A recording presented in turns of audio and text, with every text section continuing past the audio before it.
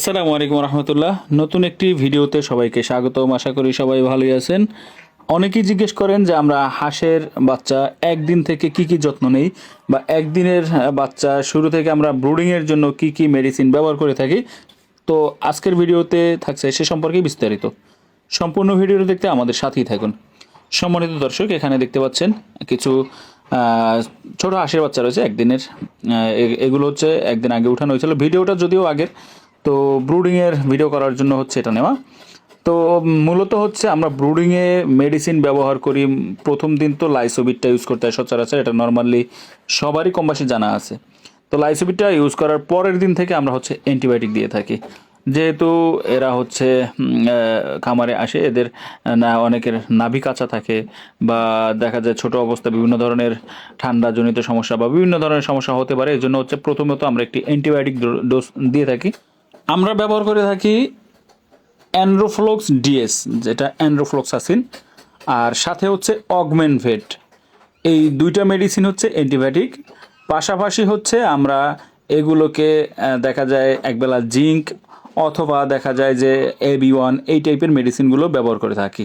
মূলত অ্যান্টিবায়োটিকের ক্ষেত্রে অগমেন্ট এবং অ্যান্ড্রোফ্লক্স ডিএস এই দুটো মেডিসিনের প্রাধান্য আমরা দিয়ে থাকি। অ্যান্টিবায়োটিকগুলো হচ্ছে 1 লিটার পানিতে 1 ml এবং জিঙ্ক হচ্ছে 2 লিটার পানিতে 1 ml, এইরকম পরিমাপে ব্যবহার করি। পাশাপাশি হাঁসের যে সমস্যাগুলো, সবচেয়ে বেশি যে সমস্যাটি হয়ে থাকে সেটা হচ্ছে হাঁসের পা পড়া অথবা প্যারালাইসিস।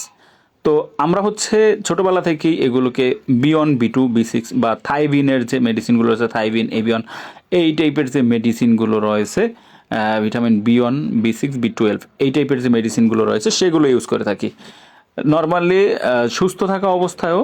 আর যদি অসুস্থ হয়ে যায় কোনো হাঁস, পাপড়া রোগ হয় বা প্যারালাইসিস হয়ে যায়, সেক্ষেত্রে হচ্ছে আমরা AB1 মানে B1 B2 যেটা আর কি নিউরোবি মেডিসিন রয়েছে একটা মানুষের, সেটাও ইউজ করি। আর এগুলোর পাশাপাশি হচ্ছে থাইবিন যে মেডিসিনগুলো রয়েছে, থাইবিন তো চলে, পাশাপাশি হচ্ছে নিউরোবি অথবা নিউবিয়ন, সলবিয়ন, নিউকসবি মানে হিউম্যান মেডিসিন যেটা, ওটার একটা ট্যাবলেট অসুস্থ যে প্রাপ্তবয়স্ক হাঁসগুলো রয়েছে সেগুলোর জন্য হচ্ছে 5টা হাঁসের জন্য একটি। আর যেগুলো হচ্ছে চাইল্ড বা ছোটো বাচ্চা রয়েছে সেগুলো হচ্ছে আমাদের 10টার জন্য একটা ট্যাবলেট অসুস্থগুলোর জন্য। আর সুস্থ যে হাঁসগুলো রয়েছে তাদেরও যদি আমরা কখনো মনে করি যে না এখন এদেরকে হচ্ছে নিউরোবি, নিউকসবি, নিউবিয়ন এই টাইপের মেডিসিন দেওয়া প্রয়োজন, সেক্ষেত্রে হচ্ছে আমরা এই যে 15টা ছোট বাচ্চার জন্য একটা, আর বড়দের জন্য হচ্ছে 8টা থেকে 10টা, এগুলোর জন্য একটা ট্যাবলেট ইউজ করে থাকি। আমরা এগুলো হচ্ছে পানিতে গুলে তারপরে ব্যবহার করে থাকি।